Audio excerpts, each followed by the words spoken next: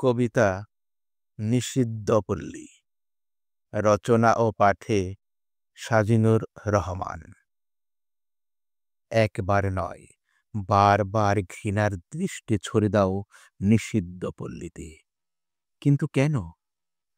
ওই পল্লীর আশেপাশে যেতে বড্ড ঘৃণা হয় তোমার। এমনকি কবে থুতু ফেলে চাও রীতিমতো।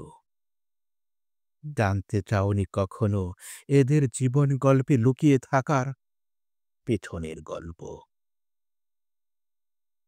বিচ্ছেদের জ্বালাময়ী যন্ত্রণা ভুলে থাকতে কেউ হয়েছে নটিগাল, কেউ বা আবার হায়নার ছোবলে কুমারিত্ব হারিয়ে হয়েছে রাতের রজনীগন্ধা।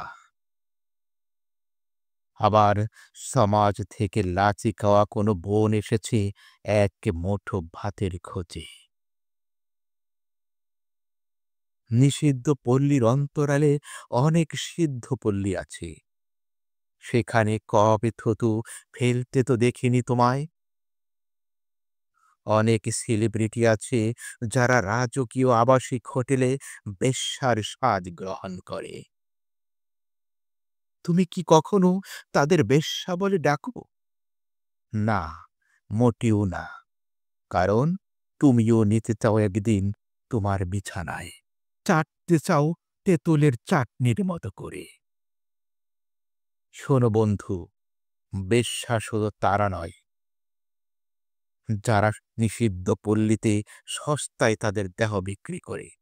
আঁখি খোলো, দেখো দৃষ্টি মেলে, চারদিকে বেশ্যা বেশ্যা, শুধু বেশ্যা। কেউ সূর্যের আলোয়, আবার কেউ রাতের অন্ধকারে। সমাজে মুকুট পরা বিশিষ্ট জনেরাই এক একটি বেশ্যা নামক পুতুলের কারিগর।